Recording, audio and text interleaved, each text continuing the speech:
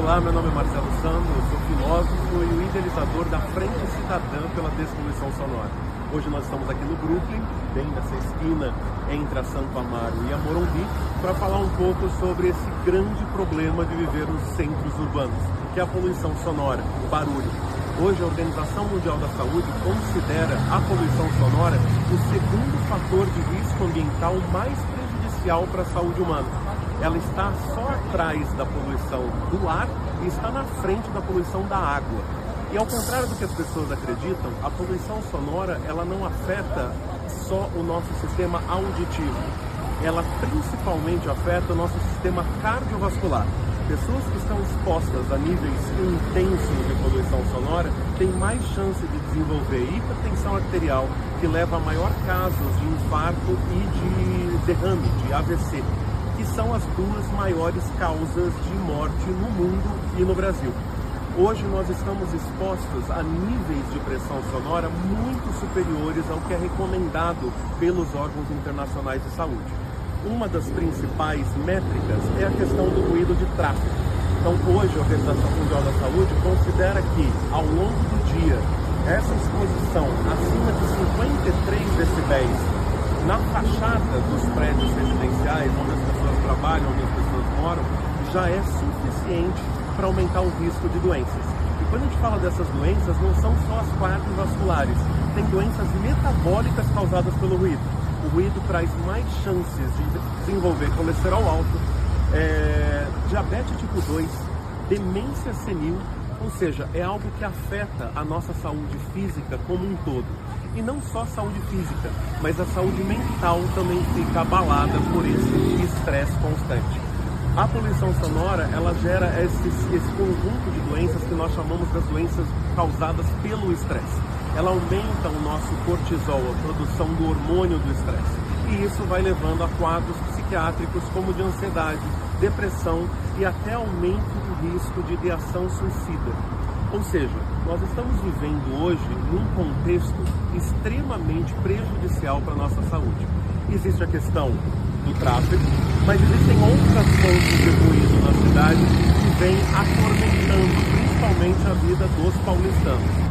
Nós estamos vivendo nos últimos anos na cidade de São Paulo uma epidemia de fontes de ruído. São bares, restaurantes, casas noturnas, eventos feitos em espaços abertos ou semiabertos. Nós temos o barulho industrial, barulho do tráfego, barulho de helicópteros, que aumentou o tráfego de helicópteros na cidade. Nós temos uma série de fontes de ruído para além das questões de vizinhança. Nós temos barulho de vizinho, festas em condomínio, festas em vizinho do lado, igrejas, uma série de fontes de ruído que vem atormentando não só a nossa saúde, mas também a boa convivência urbana entre as pessoas que moram na cidade de São Paulo. Por conta disso, vários movimentos de moradores da cidade se reuniram numa coalizão cidadã, a Frente Cidadã pela Despoluição Sonora, para avançar com a discussão desse assunto, tanto no legislativo, no executivo.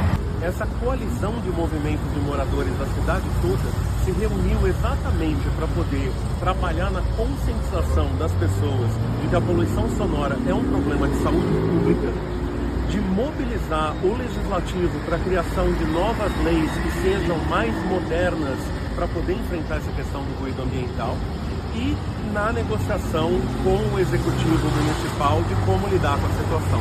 Hoje nós temos na cidade de São Paulo apenas 38 fiscais no programa de silêncio urbano, no PSIL. 38 fiscais para dar conta de 50 mil reclamações por ano. Ano passado foi a maior média histórica de reclamações para o PSIL. Fora isso, existe a tentativa das pessoas de resolver o problema ligando para o 190, para a Polícia Militar. E hoje 70% das ligações para o 190 ao longo do final de semana são só reclamações de barulho, o que sobrecarrega o próprio sistema do Copom, da PM. Então nós estamos lidando com um problema que precisa de soluções novas. É um problema complexo, é um problema que envolve planejamento urbano, é um problema que envolve posturas municipais, é um problema que envolve fiscalização, mas também é um problema que envolve a questão de licenciamento. autorizações, alvarás de funcionamento e outras normas para tudo isso. A cidade de São Paulo está agora realizando, junto com o Instituto de Pesquisas Tecnológicas da USP, o seu primeiro mapa de ruído. O mapa de ruído ele é fundamental para que nós tenhamos um diagnóstico do problema. Como a cidade, como o som se comporta na cidade em cada uma das suas ruas, avenidas e quadras, para que nós possamos fazer um zoneamento urbano e ter uma outra forma de criar políticas públicas específicas para áreas e regiões da cidade. Esse mapa de ruído da cidade de São Paulo vai ficar pronto em 2029 e assim nós vamos ter uma noção do como o som se comporta em cada uma das ruas a partir da volumetria dos prédios. Isso que é importante a gente entender. O principal aqui é a gente entender como o som chega na casa das pessoas. Não é na fonte emissora, mas é onde o som está sendo receptado, é onde o som chega. Esse tipo de mapa é muito comum na Europa. A Europa toda faz os seus mapas de ruído e atualiza ele de 5 em 5 anos. Porque sem esse diagnóstico fica difícil fazer política pública específica.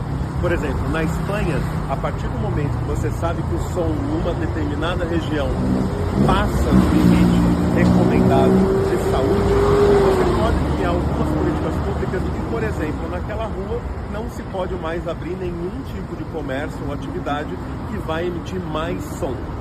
Isso é importante. Na própria Espanha, você tem algumas soluções de tecnologia, como limitadores de ruído instalados diretamente na caixa de som. Você quer ter uma casa noturna, um bar que vai ter música, você precisa instalar esse equipamento ligado direto na caixa que vai ajustar automaticamente o som para não passar do limite legal. Tem muitas cidades no mundo que fazem o que nós estamos tentando fazer agora aqui na cidade de São Paulo, meio que um smart sampa do som. São sonômetros inteligentes, sensores de decibéis inteligentes, espalhados pela cidade para poder dar alertas automaticamente para a prefeitura do como é que ela pode reagir com isso, né? De atuar de uma forma mais proativa do que sempre de uma forma reativa, de esperar alguém fazer uma reclamação. Então existem soluções do campo tecnológico que podem fazer com que nossas cidades sejam muito mais saudáveis. No Brasil, nós entendemos a questão do ruído a partir de 3 referências. Uma delas é como um crime ambiental. Causar poluição sonora e colocar em risco a saúde das pessoas é passível até de prisão, uma pena de 2 a 6 anos de prisão. Isso é uma novidade recente de uma decisão do Superior Tribunal de Justiça, o tema repetitivo 1377, de outubro do ano passado, determinou que causar poluição sonora e botar uma comunidade em risco de desenvolver problemas de saúde é crime ambiental passível de prisão. Em outro nível, nós temos a questão da infração administrativa, que é de uma lei municipal de uso e ocupação de solo. A cidade de São Paulo tem essa lei tem uma tabela, quadro 4B, onde você tem a zona da cidade, zona residencial, zona comercial, zona mista, nós temos lá as zonas da cidade, nós temos os horários e os parâmetros de incomodidade. Então se entende que a partir daquele nível de decibéis já está ultrapassando o parâmetro de incomodidade para aquela área, para aquele horário. Tem o horário da manhã, o horário da tarde e o horário da noite. Então aquela ideia que antes das 22 horas pode fazer barulho à vontade não é real. Isso é uma confusão que as pessoas fazem com norma de condomínio, de silêncio absoluto depois das 22. Mas não está liberado o barulho e o som na cidade antes das 22. Nós temos uma lei que determina qual é o parâmetro de incomodidade para cada um dos horários. E esse parâmetro de incomodidade é o que recebe na fachada do prédio residencial. Não é o que está saindo da caixa de som do bar, por exemplo. É onde o barulho é percebido, é onde a incomodidade acontece. E um terceiro nível é uma contravenção penal chamada perturbação do sossego. É uma lei de 1941, onde você tem a constatação de uma perturbação sonora que está atrapalhando o descanso ou o trabalho de alguém. E isso também é passível de um processo penal, né? Um processo criminal. Então são basicamente essas 3 frentes. A gente pode entender como algo ambiental, como uma infração administrativa ou como uma contravenção penal. E a Frente Cidadã pela Despoluição Sonora, nesses últimos meses, conseguiu desenvolver, junto com o setor técnico, com a academia, com os vereadores da Câmara Municipal de São Paulo, um projeto de lei instituindo uma política municipal de despoluição sonora para a cidade de São Paulo. Esse é o projeto 123 de 2026, foi protocolado agora em fevereiro desse ano, e é algo que nós vamos tramitar, né? Nós vamos participar da tramitação disso dentro da Câmara Municipal, com bastante expectativa de São Paulo ter uma legislação mais moderna e mais alinhada ao que há de melhor de referência de controle de ruído no mundo. E agora, e no final de abril, nós celebramos no mundo todo o Dia Internacional de Conscientização sobre o Ruído. Sempre cai na última quarta-feira de abril. Esse ano vai cair no dia 29 de abril.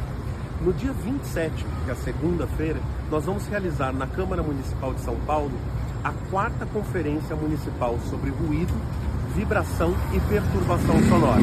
Essa conferência vai reunir os 7 vereadores que são coautores do PL 123 de 2026.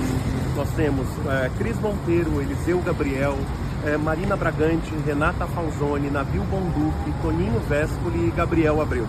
São 7 vereadores de partidos completamente diferentes, mostrando que essa pauta ela é suprapartidária. É algo que está afetando a população de modo geral. Nessa conferência, nós estamos trazendo para o Brasil o professor Francesco Aleta, uma das autoridades internacionais sobre o tema de ruído, responsável pelo relatório das Nações Unidas sobre como esse problema afeta a nossa saúde, afeta o bem-estar das pessoas dentro de uma cidade, né, na vida urbana. Estão todos convidados a participar, será no dia 27 de abril agora, da 1 da tarde até as 5 da tarde. Entrada gratuita, as inscrições estarão no link dentro do site despoluiçãosonora.org. Sigam a gente também no Instagram e vamos trabalhar por uma cidade mais saudável para todos.